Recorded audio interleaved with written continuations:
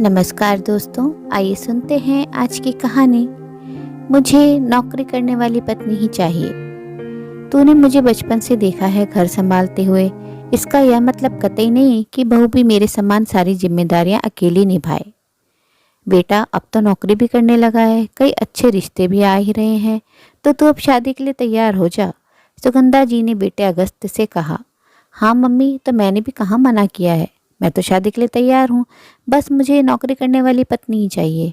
और मम्मी, नौकरी भी इसलिए नहीं कि मुझे उसकी सैलरी का लालच है, बल्कि इसलिए कि वह भी आत्मनिर्भर रहकर एक स्वाभिमानी बनकर अपने स्वयं के अस्तित्व की गरिमा रख सके। और घर में खाली बैठकर क्या करेगी, खाली दिमाग शैतान का घर। हंसते हुए अगस्त ने माहौल को खुशनुमा बनाने की कोशिश की। वरना मैं इतना तो कमा ही लेता हूँ कि हमारा परिवार ठीक से चल जाए। अगस्त ने मम्मी से अपने मन की बात कह डाली। तेरी बात तो बिल्कुल सही है बेटा, इतना पढ़ लिख कर आज के ज़माने में कौन सी लड़की घर में बैठना चाहेगी। अच्छा है, दोनों नौकरी करोगे, व्यस्त भी रहोगे और आर्थिक दृष्टि से भी स्ट्रांग बनोगे। पर कहते कहते रुक गई सुगंधा जी। क्या मम्मी, बोलिए ना, आप रुक क्यों गई। अगस्त ने माँ के मन की बात जाननी चाहिए।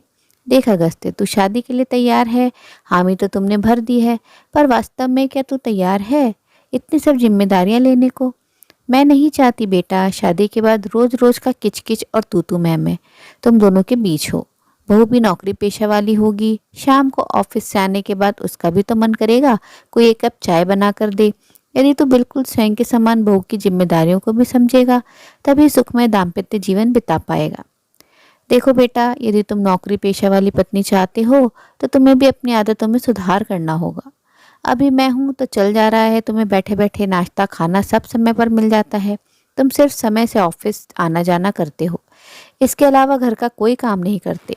पर शादी के बाद तुम पति पत्नी दोनों नौकरी वाले रहोगे, तो तुम्हें भी घर संभालने, खाना बनाने, कपड़े धोने जैसे काम आना चाहिए, ताकि तुम दोनों मिलकर घर और बाहर दोनों जगह अच्छी तरह तालमेल बिठा सको और रोज की किचकिच से बच सको।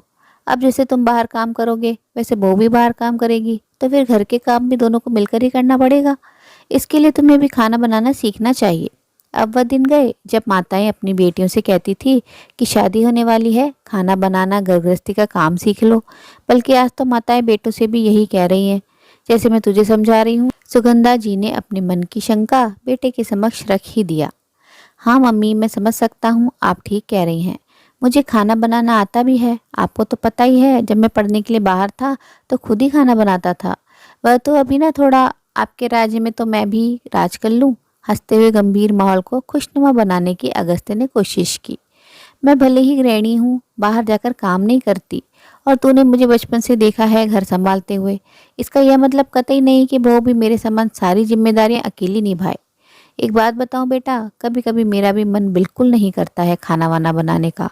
एक ही काम करते करते ऊब जाती हूँ, पर इतनी विवशता होती है कि करना ही पड़ता है। और मैं नहीं चाहती हूँ कि यही विवशता मेरी बहू को भी हो। कोई भी काम तेरा मेरा नहीं होना चाहिए, मिलजुल कर सारे काम का निपटारा हो जाना चाहिए। यह सच है साथियों, आज के परिवेश में लड़के और लड़कियां दोनों को हर काम आना चाहिए। और आना ही नहीं, बल्कि मानसिकता भी ऐसी होनी चाहिए कि हमारी भी जिम्मेदारी है रसोई घर, ना कि सिर्फ स्त्रियों की। यह मानसिकता आज की आवश्यकता अनुसार बच्चों में हमें बचपन से ही डालनी होगी। हमारी भी जिम्मेदारी है कि लड़के लड़की दोनों को समान रूप से काम की जिम्मेदारी सौंपें, ताकि वह बड़े होकर कामों में लिंग भेद ना कर सकें और मानसिक रूप से हर काम के लिए तैयार रहें। कहानी के बारे में आपकी क्या राय है? अगर आप इस विचार से सहमत हैं तो अपनी राय कमेंट बॉक्स में ज़रूर व्यक्त करें और अपने मित्रों प्रियजनों के साथ भी शेयर ज़रूर करें। दोस्तों, आपसे अनुरोध है, अगर आप चैनल पर नए हैं तो ऐसे ही नई नई जीवन से जुड़ी कहानियाँ सुनते रहने के लिए चैनल को सब्सक्राइब जरूर करें। कहानी अंत तक सुनने के लिए आप सभी का दिल से बहुत बहुत शुक्रिया। तो फिर मिलते हैं अगली कहानी में। तब तक के लिए आप लोग अपना ध्यान रखिए, खुश रहिए, ऐसे ही कहानियाँ सुनते रहिए।